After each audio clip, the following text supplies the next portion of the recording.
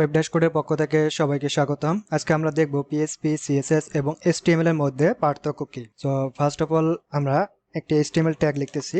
দেখেন, যখন আমরা কোনো এইচটিএমএল ট্যাগ ইউজ করতাম তখন সরাসরি আমরা কি করতাম, জাস্ট এইচটিএমএল ট্যাগ ইউজ করতাম, দেন আমাদের কিছু টেক্সট বা ক্লাস ইউজ করতাম।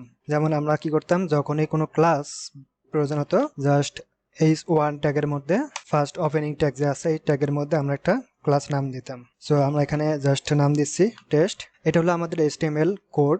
এবং PHP কোড লেখার জন্য আমাদের কি করতে হবে, জাস্ট আমাদের লেফট অ্যাঙ্গেল রাইট অ্যাঙ্গেল দেন মাঝখানে হোয়াট সাইন, এর মাঝখানে আমাদের PHP লিখতে হবে। লেখার পর আমরা যদি এটাকে প্রদর্শন করতে চাই জাস্ট ইকো ব্যবহার করতে হবে, দেন ডাবল কোটেশন, এর মাঝখানে আমাদের এই যে টেক্সট যেটা হবে সেই টেক্সটে আমরা এখানে ইউজ করব।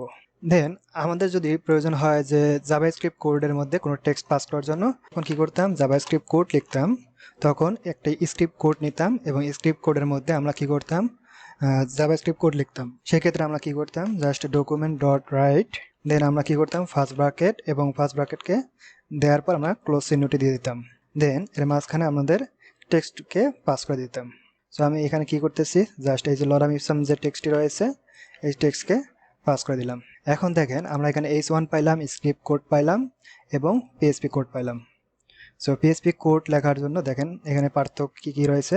সো এভাবে আমরা মূলত বুঝতে পারবো যে এটি হলো HTML কোড, এই যে h1। সরাসরি যদি কোনো কোডের মধ্যে আমরা h1 ট্যাগ পাই সেক্ষেত্রে আমরা বুঝতে পারবো যে এটি HTML কোড। এবং পরবর্তীতে আমরা যদি কোনো কোড এরকম দেখতে পাই যেগুলো স্ক্রিপ্ট কোডের মধ্যে রয়েছে সেগুলো হবে জাভাস্ক্রিপ্ট কোড বা jQuery কোড।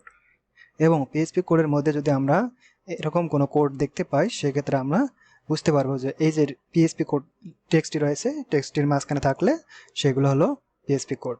এখন কথা হলো যে আমরা এখানে তো ডাইরেক্ট পিএইচপি কোড লিখেছি, আমরা চাচ্ছি যে এটিকে অর্থাৎ এর মধ্যে একটি কি করব, যে h1 ট্যাগ যদি আমি লিখতে চাই পিএইচপি কোডের মধ্যে সেক্ষেত্রে আমাদের কি করতে হবে, h1 লিখতে হবে এবং h1 এর মাঝখানে আমরা কি করব, এই যে পিএইচপি কোড এই পিএইচপি কোডকে লিখে দিব। লিখে দেওয়ার পর এখন যদি আমি এটিকে রান করি, সো আমি এখানে কি করতেছি, একটু রান করে নিতেছি, lorem ipsum local host slash learn PHP দিয়ে এন্টার প্রেস করলাম। সঙ্গে সঙ্গে আমরা দেখতে পারতেছি আমাদের যে ফাইল রয়েছে এর মধ্যে একটি ফাইল রয়েছে test.php। সো আমি এই test.php ফাইলটিকে রান করব। ওকে, সঙ্গে সঙ্গে আমরা দেখতে পারতেছি যে এখানে প্রথম যে টেক্সটটি রয়েছে এটি আমাদের HTML কোড এবং মাঝখানে একটি টেক্সট রয়েছে এটি আমাদের হলো জাভাস্ক্রিপ্ট কোড। বাট এই যে লাইনটি দেখতে পারতেছি এটি আমাদের একটি পিএইচপি কোড। আচ্ছা, আমি একটু ব্রেক দিয়ে নিচ্ছি এখানে মাঝখানে এই স্ক্রিপ্ট ট্যাগের মধ্যে। সো আমি এখানে বিআর দিয়ে দিলাম। দেওয়ার পর এখন যদি আমি এখানে আসি এবং রিলোড দেই দেখতে পারবো এই লাইনটি ব্রেক হয়ে নিচের দিকে চলে আসলো। ওকে, আমি এগেন এটিকে ব্রেক দিয়ে নিচ্ছি, দেন এরপরে আমি একটাই ব্রেক দিচ্ছি। এখন আমি এটিকে এগেন রিলোড দিলাম। দেখেন প্রথমটি আমাদের কি সরাসরি HTML কোড। আমরা জানি HTML কোডকে আমরা সরাসরি কি করতে পারি, ইন্সপেক্ট করে দেখতে পারি। দেখেন এখানে দেখাচ্ছে HTML। সো আমি এটিকে একটু বড় করে নিচ্ছি। h1 আমরা সরাসরি দেখতে পারতেছি, এর মাঝখানে আমাদের লরাম ইপসাম এই টেক্সটটি রয়েছে। এর পরবর্তীতে আমাদের কি রয়েছে, জাভাস্ক্রিপ্ট কোড। জাভাস্ক্রিপ্ট কোডের মধ্যে যদি আসি দেখেন সরাসরি দেখাচ্ছে বডি এবং এই যে এখানে দেখেন স্ক্রিপ্ট আছে, স্ক্রিপ্টের মধ্যে আমাদের রয়েছে লরাম ইপসাম $সাইট ইমবেড এবং পরবর্তীতে আমাদের কি রয়েছে পিএইচপি কোড। আমরা যে পিএইচপি কোডকে দেখতে চাই সেই ক্ষেত্রে আপনারা দেখতে পারবো যে কোনো প্রকার কোড নেই, অর্থাৎ এটি একটি পিএইচপি কোড। পিএইচপি কোড মূলত হলো এটি মূলত ক্লায়েন্ট সাইড ল্যাঙ্গুয়েজ, এর কোনো ব্রাউজার রিডেবল কোড না। সো যার কারণে আমাদের এখানে কোনো পিএইচপি কোড দেখাচ্ছে না। এটি নিয়েছি পিএইচপি কোড, এটিও দেখাচ্ছে না, কিন্তু পরবর্তী যে পিএইচপি কোডটি নিয়েছি অর্থাৎ আমি এটিকে ছোট করে দিচ্ছি। ওকে, এখন দেখেন আমাদের এখানে কি কি রয়েছে, আমাদের দুইটি রয়েছে সরাসরি টেক্সট, যেখানে আমাদের পিএইচপি কোডের মধ্যে সরাসরি টেক্সট দেওয়া হয়েছে, ইকো দিয়ে বলে দেওয়া হয়েছে যে এখানে আমাদের একটি টেক্সট হবে, এটি প্রদর্শন করো। পরবর্তীতে আমাদের সেম বলা হয়েছে। সো আমরা এখানে সরাসরি দুটি টেক্সট পেয়ে গেছি।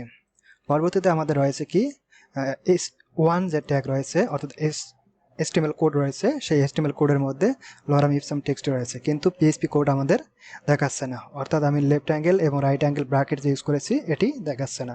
সো এটাই হলো আমাদের ক্লায়েন্ট সাইড ল্যাঙ্গুয়েজ, যার কারণে দেখাচ্ছে না। সো আমরা যদি চাই যে এই যে h1 যে রয়েছে h1 এর মধ্যে যেমন ক্লাস দিতে পারি, সেক্ষেত্রে আমরা কি এখানে h1 এর মধ্যে পিএইচপির কোডের মাধ্যমে কি ক্লাস দিতে পারি? হ্যাঁ, অবশ্যই দিতে পারি। সেক্ষেত্রে আমাদের কি করতে হবে? এভাবে হবে না মূলত পিএইচপি, আমাদের কি করতে হবে? একটা ক্লাস নিতে হবে। সো ক্লাস নেওয়ার পর যে ডাবল কোটেশনটি থাকবে, এই ডাবল কোটেশনের মধ্যে লেফট অ্যাঙ্গেল এবং রাইট অ্যাঙ্গেল, দেন এর মাঝখানে আমাদের পিএইচপি সেমভাবে আমরা দিচ্ছি ইকো, দেন একটা ক্লাস নেম দেব যে পিএইচপি ক্লাস। ওকে, আমি এখানে একটা ক্লাস দিয়ে দিলাম, যে কি ক্লাস নাম দিলাম? পিএইচপি ক্লাস নামে। সো এখন যদি আমি এটাকে রিলোড দেই, তাহলে দেখতে পারবো যে এই যে লাস্ট H1 রয়েছে, H1 এর মধ্যে আমাদের কি রয়েছে? একটা পিএইচপি কোডের যে কোডের মাধ্যমে যে আমি একটি ক্লাস দিয়েছি H1 এর মধ্যে, সেই কোডটি এখানে প্রদর্শিত হচ্ছে। সো এই দেখেন H1 দেন ক্লাস দেন পিএইচপি ক্লাস, অর্থাৎ পিএইচপি কোডের মাধ্যমে আমরা কি করতে পারি? কোনো HTML কোডের মধ্যে ক্লাস ইউজ করতে পারি। সো এটি আমরা পরবর্তী টিউটোরিয়ালে দেখতে পারবো ফাংশন ফাইল থেকে আমরা কিভাবে সরাসরি ওই ফাইল থেকে যে কোনো ক্লাস আমরা কি করতে পারি? ডকুমেন্ট ফাইলে ইনপুট করতে পারি, এবং এর মাধ্যমে মূলত আমরা ডাইনামিক একটি সাইট বা থিম ক্রিয়েট করব। সো আজকের পর্ব এই পর্যন্ত। আগামী পর্বের জন্য সবাইকে স্বাগতম।